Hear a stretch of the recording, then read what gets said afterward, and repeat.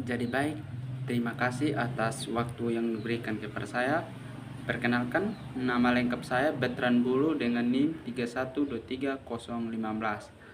Di sini saya menjelaskan apa perilaku karakter buruk yang masih mendara yang dalam hidup pada saat ini. Nah, oleh sebab itu, Anda bagi solusi yang dawan oleh etika, keutama dan menolong Anda untuk mengubah perilaku yang telah mendarah daging dalam hidup Anda. Oleh sebab itu, latar belakang di mana solusi ditawarkan oleh etika keutama dapat menolong untuk Anda untuk mengubah perilaku baik yang buruk telah mendarah daging di hidup kita. Contohnya, satu, mencuri adalah tindakan tercela.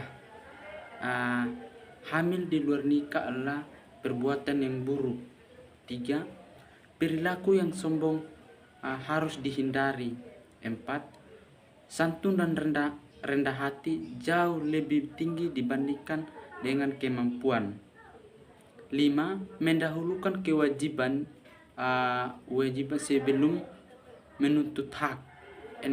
Membentuk kenyataan bahwa angkatan bersenjata di Indonesia memiliki nilai yang etika dan yang tinggi. Kita masuk kepada 2. Faktor internal meliputi kepribadian ini, keyakinan dan motivasi individu. Contohnya, seorang memiliki kepribadian ekstrovert, cenderung lebih suka berinteraksi dengan orang lain. Sementara faktor eksternal meliputi lingkungan yang mendukung saya hidup saat cenderung lebih aktif secara fisik. Jadi perilaku seseorang adalah hasil interaksi secara antara faktor internal dan eksternal. Contohnya, eksternal lingkungan fisik seperti tempat tinggal, tempat kerja atau sekolah dapat mengaruhi perilaku seseorang. Misalnya, jika seseorang tinggal di daerah yang aman yang teratur, mereka mungkin merasa lebih nyaman dan cenderung dengan berperilaku dengan lebih santai. Namun, konteks manusia, sikap terhadap perilaku buruk dapat bervariasi tergantung pada individu dan nilai-nilai yang dianut. Sikap positif terhadap perilaku buruk dapat mencakup pendekatan yang empatik, pemahaman dan pembelajaran dari kesalahan. Contohnya,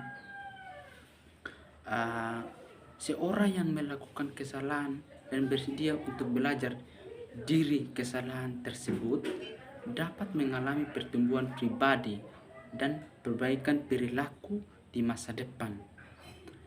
Di sisi lain, sikap yang negatif terhadap perilaku buruk dapat mencakup penolakan hukuman atau isolasi sosial. Contohnya, dalam lingkungan kerja, seseorang karyawan seperti intimidasi atau pelecehan dapat dihukum atau dipecat sebagai konsekuensinya dari tindakan mereka.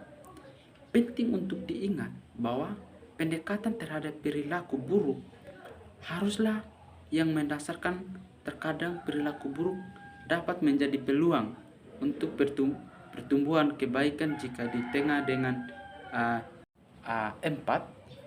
Etika keutamaan menawarkan solusi untuk mengubah perilaku buruk yang telah mendarah daging dalam hidup seseorang, melainkan pada pengembangan karakter dan nilai-nilai moral yang baik. Pendekatan ini menekankan pentingnya memprioritaskan nilai-nilai yang benar dan baik. Contohnya, dari penerapan etika keutama dalam mengubah perilaku buruk adalah dengan memfokuskan pada pengembangan karakter seperti kejujuran, keberanian, kesabaran, dan kasih sayang.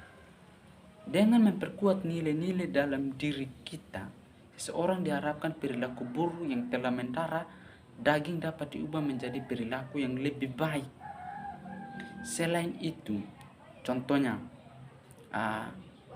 adalah dengan mempraktikkan refleksi diri secara teratur untuk mengevaluasi tindakan.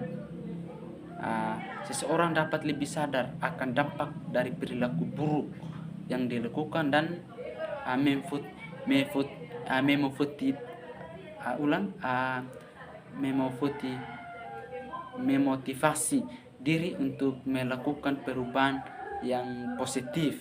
Nah, dengan demikian, etika keutamaan dapat menjadi solusi yang efektif datang mengubah perilaku buruk yang telah mendarah daging dalam hidup seseorang dengan memperkuat dan nilai-nilai moral yang baik. Mungkin hanya itu saja yang saya sampaikan. Sekian dan terima kasih.